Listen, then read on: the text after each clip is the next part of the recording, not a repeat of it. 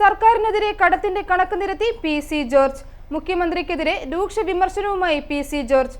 Teekoy health സെന്ററിൽ ആവശ്യത്തിന് മരുന്നുകളില്ലാത്തതിൽ പ്രതിഷേധിച്ച് ബി.ജെ.പി. നടത്തിയ ധർണ ഉദ്ഘാടനം ചെയ്ത് സംസാരിക്കുകയായിരുന്നു അദ്ദേഹം. കേരളത്തിലെ ജനങ്ങൾ എന്ത് തെറ്റ് ചെയ്തു? ടാക്സ് കൊടുക്കുന്നില്ലേ? കെട്ടിട നികുതികൾ വർദ്ധിപ്പിച്ചില്ലേ? അത് കൊടുക്കുന്നില്ലേ? ഭൂനികുതി വർദ്ധിപ്പിച്ചില്ലേ? അത് കൊടുക്കുന്നില്ലേ?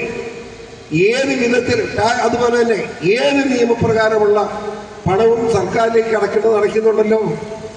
എന്നാൽ ഇവിടുത്തെ പാവപ്പെട്ട കൃഷിക്കാരൻ്റെ നെല്ലിന് വില കൊടുക്കാൻ നിങ്ങൾക്ക് കഴിയുന്നില്ല. സർക്കാർ നെല്ല് സംഭരിച്ചു കൊണ്ടുപോയല്ലോ. ആ നെല്ല് അരിയാക്കി നിങ്ങൾ വിൽക്കുന്നല്ലോ. ആ നെല്ലിന് വില കൊടുത്ത് കർഷകരെ രക്ഷിക്കാൻ തയ്യാറാത്ത നിങ്ങൾ ഒരു കർഷക വിരുദ്ധ ഗവൺമെന്റായി, കർഷക ശത്രു ഗവൺമെന്റായി പിണറായി മാറിയിരിക്കുന്നു എന്ന് ചൂണ്ടിക്കാണിക്കാതിരിക്കാൻ ഒരു നിവൃത്തിയുമില്ല. കഴിഞ്ഞ ദിവസം പിണറായി വിജയന്റെ പ്രസംഗം കേട്ടു.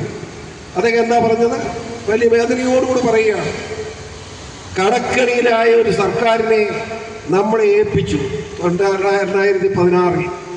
ആ കടക്കണിയിലായ സർക്കാരുമായി കഴിഞ്ഞ 9 വർഷമായി നമ്മൾ പിടിച്ചു നിന്ന് മുൻപോട്ട് പോവുകയാണ്.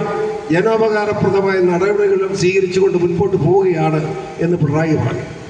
അവിടെ മഠയന്മാരായ സഹാക്കന്മാർക്ക് കൈയടിക്കുന്നത് ഞാൻ കണ്ടു. ടി വിക്കകത്തെല്ലാം ഉണ്ടായിരുന്നു. ആ മഠയന്മാർ ചിന്തിക്കട്ടെ, പിണറായി പറഞ്ഞത് ശരിയാണോ എന്ന്. എന്താണ് സത്യം? 2016 ഉമ്മൻചാണ്ടിയുടെ കയ്യിൽ നിന്നും കേരള സർക്കാരും ഖജനാവും പിണറായി വിജയൻ ഏറ്റെടുക്കുമ്പോൾ 1,57,000 കോടി രൂപയാണ് കടം. വളരെ വ്യക്തമാണ്, ആർക്കും തർക്കമില്ല. 1,57,000 കോടി. അതായത് 57 മുതൽ ശങ്കരൻ നമ്പൂതിരിപ്പാടിന്റെ കാലം മുതൽ 2016 ഉമ്മൻചാണ്ടിയുടെ കാലം കഴിയുന്നിടം വരെയുള്ള കടമാണ് 1,57,000 കോടി രൂപ.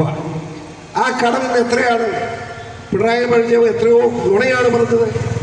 ആ കടം ഓഡിറ്റ് റിപ്പോർട്ട് പുറത്തു വന്നിരിക്കുന്നു കഴിഞ്ഞ ആഴ്ച. ആ കടം ഇന്ന് 6 ലക്ഷം കോടി രൂപയായി ഉയർന്നിരിക്കുന്നു. അപ്പോൾ എത്രയാണ്?